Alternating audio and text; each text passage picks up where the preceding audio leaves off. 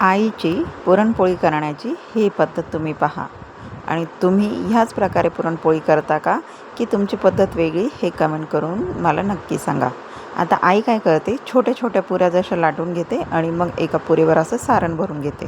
सारण भरलं की मग दुसरी पुरी त्याच्यावर ठेवणार, व्यवस्थित प्रेस करून घेणार आणि हाताने अशी ती गोल फिरवून घेणार आणि मग ती पोळपाटवर अशी लाटणार.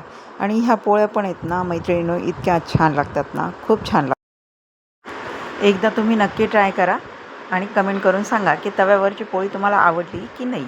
आता खूप जणींना ना खापरावरची पोळी खायची सवय असते, पण तशी आम्हाला आहे ना लहानपणापासून तव्यावरचीच पुरणपोळी खायची सवय आहे. त्याच्यामुळे ना आम्हाला खापराच्या पोळ्या इतक्या जास्त आवडत नाही, तव्यावरच्या पोळ्यांची आम्हाला सवय आहे. आता कधीतरी गावाकडे गेलो किंवा काय तर त्यावेळेस आम्हाला हमखास खापरावरचीच पोळी खायला मिळते, पण ज्यावेळेस आम्ही इथे असलो ना तर त्यावेळेस आईच्या हाताची तव्यावरचीच पोळी आम्हाला मिळते. तर तुम्हाला कोणती आवडते, खापराची की तव्यावरची, हे नक्की सांगा. पण पोळ्यांची पद्धत जरी वेगळी असली ना तरी ह्या पोळ्या मात्र लागतात एकदमच भारी. आता पुढची जी पोळी आहे ती आई कशी करते हे तुम्ही पहा आणि मला सांगा.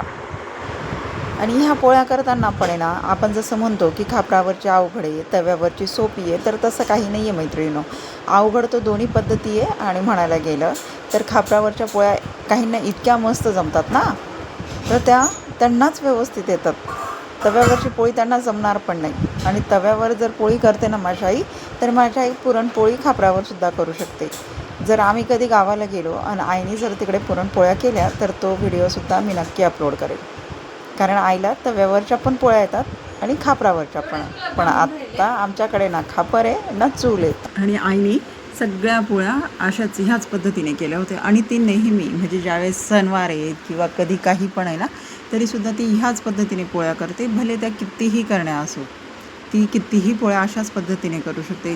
किंवा आपण ज्याप्रमाणे पराठा करतो ना की पोळी लाटून घेतो आणि मग मोदकाप्रमाणे आपण सारण करतो आणि मग लाटतो, तशीसुद्धा आई बनवत नाही. त्या पोळ्या मी करून घेऊ शकते, पण आई तशा पोळ्यासुद्धा करत नाही. आई नेहमी ह्याच पोळ्या ह्याच पद्धतीने करत असते. की बाबा आपण जर म्हटलो ना की जसं मोदकाला आपण सारण भरतो त्या पद्धतीने तू पुरणपोळी कर, तर ती डायरेक्टच नाही म्हणते, कारण ती आधीपासून सुरुवातीपासून ह्याच पद्धतीने पोळ्या बनवते.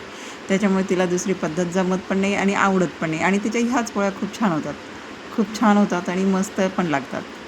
तुम्ही सांगा, तुम्ही कशा बनवतात आणि तुम्हाला कोणत्या पुरणपोळ्या आवडतात, खापराची की तव्यावरची.